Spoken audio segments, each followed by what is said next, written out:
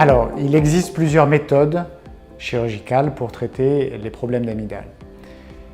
Les premières méthodes qui ont été utilisées il y a quelques années étaient basées sur l'ablation assez rapide et assez sommaire du tissu amygdalien, la section vraiment du tissu amygdalien, parfois sans anesthésie. Ceux qui sont passés par là peuvent encore en témoigner. Et c'est ce qui a malheureusement créé une mauvaise réputation à la chirurgie amygdalienne. De nos jours, bien sûr, on ne peut plus utiliser ce genre de technique. Et grâce à l'arrivée du bistouri électrique, qui peut couper le tissu amygdalien en le coagulant, on a développé et décrit de nouvelles techniques. Première technique, c'est l'amygdalectomie chirurgicale, telle qu'elle est pratiquée par beaucoup d'ORL. C'est l'ablation simple, radicale du tissu amygdalien avec la coagulation des vaisseaux qui sont au niveau du pharynx. Cette technique, bien qu'efficace, donne deux inconvénients majeurs. C'est la formation finalement de croûtes au niveau du pharynx.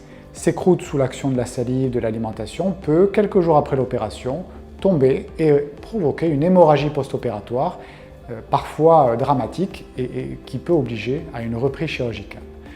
Deuxième problème, c'est qu'en exposant en fait le muscle du pharynx, on rend les suites de cette intervention particulièrement douloureuses.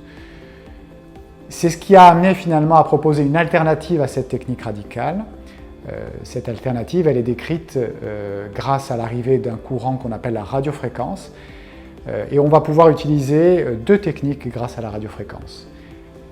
Premier élément, la fulguration amygdalienne, c'est-à-dire qu'on laisse le tissu amygdalien en place et on va appliquer sur le tissu amygdalien, au même titre qu'un laser, cette onde de radiofréquence, et ça va venir bloquer, coaguler les différentes cryptes amygdaliennes, les différentes cavités qui sont au sein de l'amygdale, de telle sorte qu'on va rendre ce tissu inactif. Et donc on va faire disparaître progressivement tous les problèmes d'angine et d'infection du tissu amygdalien.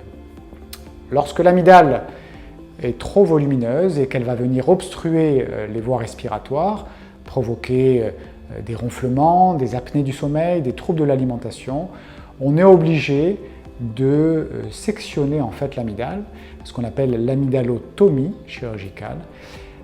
Et donc on va, grâce au bistouri radiofréquence, sectionner le tissu amygdalien et laisser en place un petit peu de tissu contre le pharynx. Deux grands avantages à cette technique-là, c'est d'abord la diminution très nette des douleurs post-opératoires, puisque du coup le muscle pharyngé n'est plus exposé.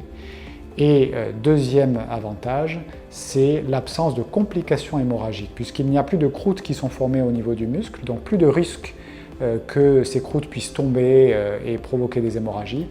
Et c'est ce qui rend finalement cette technique chirurgicale très séduisante et très satisfaisante pour l'ensemble de nos patients.